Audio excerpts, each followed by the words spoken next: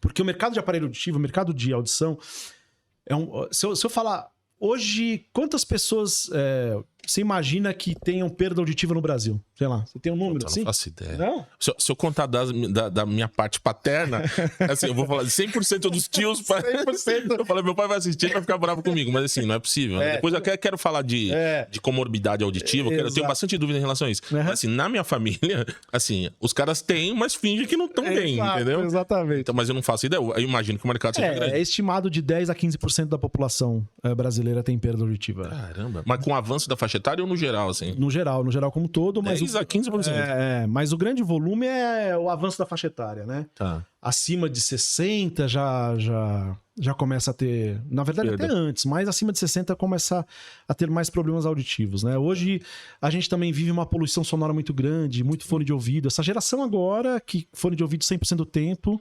Sim. Com certeza com 40 já vai estar com perda auditiva. Nossa, eu me preocupo bastante com o meu filho mais novo, que né, é direto conectado. A OMS em 2030 está programando, tá estimando, né, que 1/3 da população talvez tenha algum problema auditivo. E não tem uma regulação, uma pressão da OMS? Tem.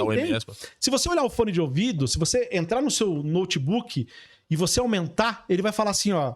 Esse aqui é o limite pra você que tem para você não atrapalhar a sua audição. Mas as pessoas Mas quem que segue aquilo? Que louco. Na verdade, as pessoas vão lá na internet e vê um vídeo. Como que eu quebro isso aqui e tal, né? Sim. Você sabe que esse negócio de ruído de ambiente, eu programei o Apple Watch, ele informa, né? Essa versão 8 aqui, ele informa. Se você estiver num ambiente de muito ruído, ele vai falar, isso aqui é ruim. Tudo bem, você é no estádio de futebol, você tá lá um momento. Mas se isso é contínuo, né? A ideia é que você saia ou não trabalhe nesse ambiente, mas ele informa. Né? Então, se você pensar assim, ó, vamos dizer que numa conta baixa, 20 milhões de pessoas no Brasil, 22 milhões de pessoas no Brasil têm perda auditiva. É muito, hein? É muita gente. É muita gente. Quantos por cento desses 22 milhões você acha que usa algum dispositivo para ouvir? Eu vou usar a questão nossa de classe social. Cara, não vale a tua família, não vale. Se for 5%... 5%. Pô, acertei. Menos de 5%. Você tá bom de número. Eu tô usando a condição social do país, né?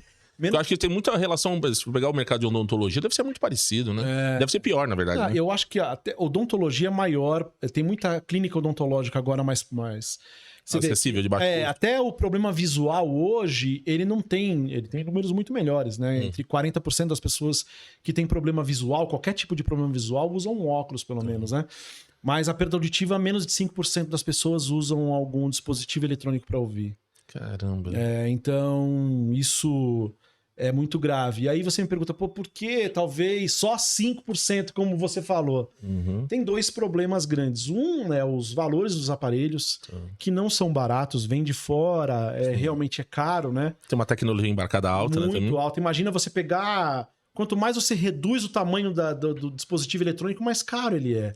Né? E o aparelho auditivo tem que ser muito pequeno, né? Imagina. Não à toa a Suíça, né? Exatamente. Não à toa a Suíça, Dinamarca e Estados Unidos. Agora, assim, eu até vou pular aqui, depois eu quero falar um pouco mais do negócio, de como você toca livre, mas assim, a gente entrou na questão da acuidade.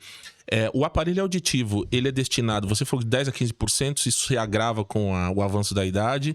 Existem problemas de audição congênitas, hereditárias, onde a pessoa usa o aparelho? Pô, nasci com alguma coisa que é hereditária. Existe hereditariedade na questão auditiva? Tem.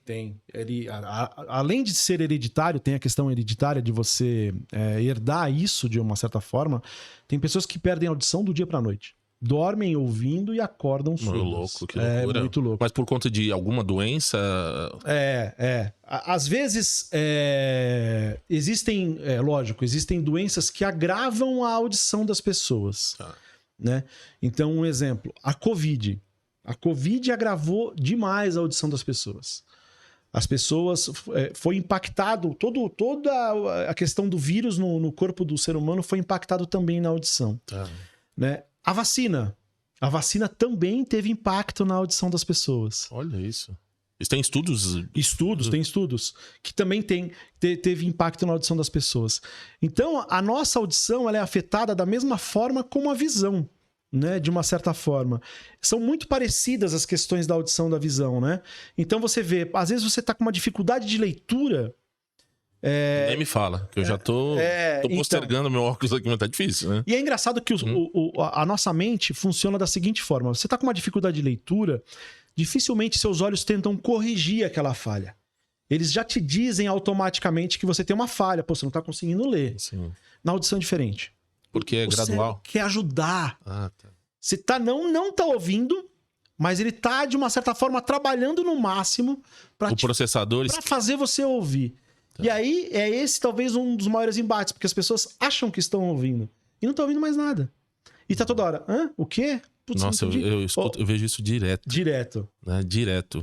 E me diz uma coisa, e aí então, tem fatores hereditários, congênitos, de má formação? Tá? Sim, muito. Que em alguns casos o aparelho pode resolver ou não? Pode. Mesmo com má formação? Na verdade, assim, até 100% surdo poderia voltar a ouvir. Com complemento do... porque existe o implante coclear. Além a linha do aparelho, ela vai até uma perda severa, digamos assim. Pessoa, vou tentar dizer em porcentagem, mas é só ilustrativo, né? Não é um número preciso. Só para tangibilizar ele. Exato. A pessoa escuta 10%, 5%. Até isso o aparelho ainda procura corrigir. Mas quando ela ou escuta muito pouco, o aparelho já não corrige mais. Ele não consegue mais trabalhar nisso. E aí é feito o implante coclear, que